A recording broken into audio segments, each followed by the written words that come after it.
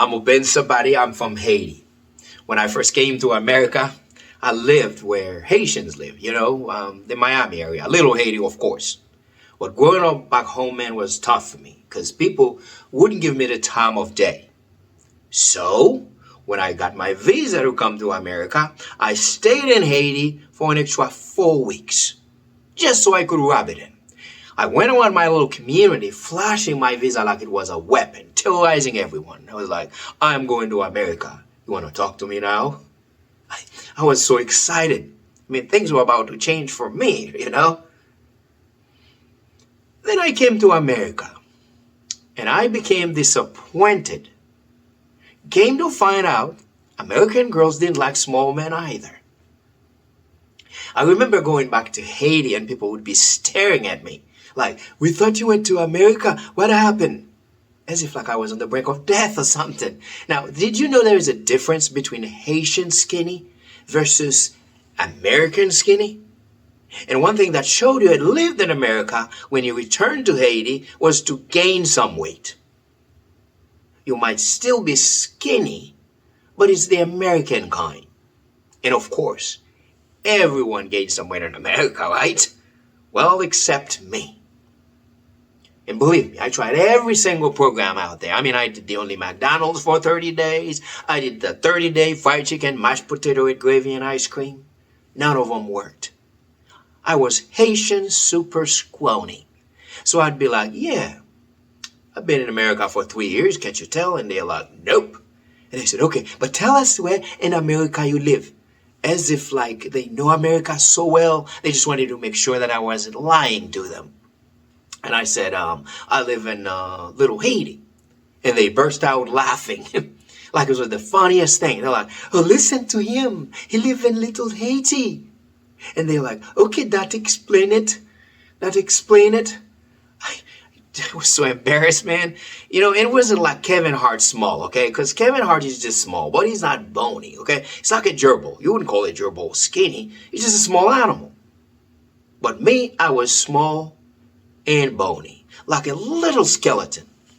And plus, Kevin Hart has that great personality. Well, they don't build too many of those in Haiti, so I didn't get one. I was a small man with a small scrawny man with a bad personality. It wasn't promising at all. I used to live with my brother in that little apartment. This is a true story. There was a little Jamaican girl there. Her name was Nancy. She was cute. But Nancy was one of those girls who aren't afraid to make major decisions on the spot. So every time I'd seen my brother talking to her, I couldn't help but thinking how perfectly well she would fit me, But my brother had a, decent personality, for a Haitian, okay? So one day, I dressed up very nicely. I was going to a wedding, and I stopped by a Target store to grab something.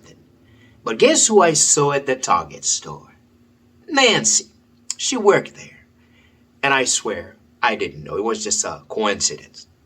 But something happened that day. I could tell that she took some special interest in me. Because as she saw me, she started smiling. And then she approached me giggling. Like, yo man, you're my neighbor, younger brother. You look handsome like Mark Anthony. Now, I'm Haitian. You don't go fuck a girl your brother has some sort of interest in without his permission. So I went to my brother and I say, hey man, that little Jamaican girl you've been talking to, I actually believe that she's rather interested in me. Just wanted to make sure that I ran this by you first. And I said, plus, you at least have a wife, My brother was cool about it. He said, sure, go ahead. Good luck. Now, I don't know why he said good luck like that. But anyway, I started saying Nancy. And it seems like my stars were finally settling in their galaxies. But after I took off that suit, removing all the enhancement clothing, after all, I couldn't stay dressed up forever, right? So I started wearing my regular clothes, my little short, my little t-shirt, my little shirt, being a bit more me. Then I started to look a lot more like E.T. and a lot less like Mark Anthony. And you know how people don't always tell you about your physical shortcomings straight to your face, right? They kind of go around it, asking one disturbing question after another. It's like they're telling you you ain't fooling anyone, okay? So she was like, yo man, is everybody in your family small? Did you ever got teased when you were in school? I was like a player, and the season just got on the way, and the team is already having second thought about my acquisition, okay? Plus, the first time we had sex, when we got done, she said, we did not fuck. We only had sex. Although I was new to America, but I kind of got the hint. I knew my days were numbered, okay? So I was sitting at work one day with Paul. Now, Paul was a Haitian coworker, so I brought up the subject. I mean, he had been in the country for a long time, so I thought, he might have some insight for me. And of course, Paul straightened himself up, getting all ready to go all expert on me. And he asked me if I had done a whole bunch of things, and of course I didn't, if only I knew, right? And one of the things that he asked me if I had done was if I spanked her ass. But that's a great question, right? Well, maybe I should introduce you to Nicole, okay? When I first came to this country, my dear cousin Nicole, who was born and grew up in this country, sat me down to give me the rundowns about the country, right? To teach me the ropes, okay, about the country. But all the teaching was about what to do, what not to do, what to say, not to say, when not to say, how to treat and not to treat. It's all about how to treat or not treating a woman, okay? So she was like, honey, you need to be really, really careful with American women, okay? So there is absolutely no way under heaven or hell that I was going to swing my hands at a girl's ass in America. Now, one thing you must know about Nicole, she was very much into the feminist movement. So I was sitting there trying to process everything, and I wondered, who the hell invented that shit? I mean, who? Was it the French, the English, the Spanish? I mean, who the hell was the first motherfucker to splash his giant dirty pals into a fine girl's ass? I've thought of that for a long time, and I believe I have an answer. I bet it was a Roman, and I bet he did it on foreign soil. Anyway, it doesn't matter. The point is, I didn't fuck her, okay? I only had sex with her. So Paul was like, listen, I know this guy who has a wooden paddle made just for that. I believe he had hurt his hands smacking girls' butts or something. So based on the circumstances, I figured that my best option was to start going to the gym. I needed to strengthen my hands. But the last straw, actually, was when we went to the post office, okay? So me and Nancy was standing in line, barely talk to each other anymore. No giggling, no smiling. By that point, I believe the team was ready to trade me or just cut losses and drop me altogether. I was in a bad spot, and it was a busy day at the post office. Only 2 workers, just as we would expect for a place that serves a minority community like little Haiti.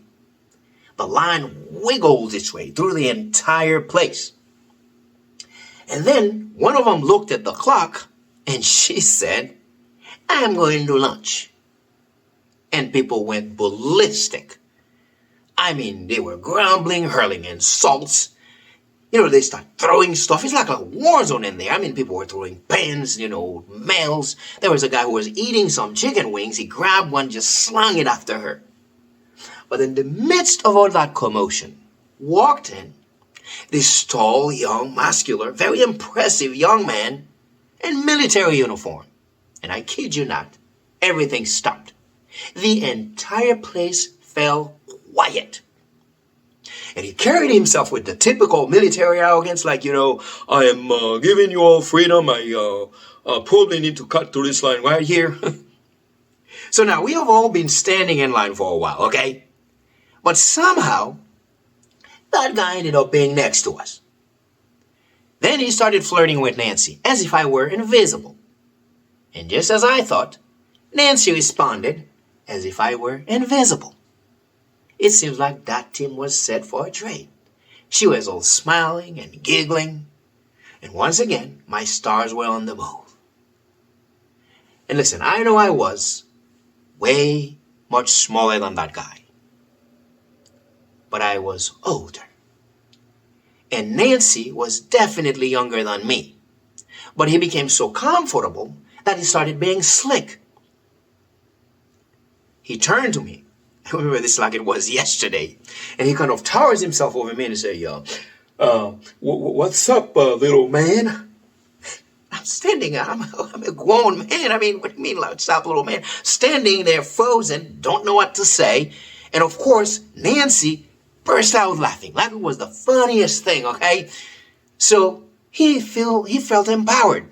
Then he turned to her and he said, is this your son, ma'am? You probably guessed. That was the end of that contract, okay?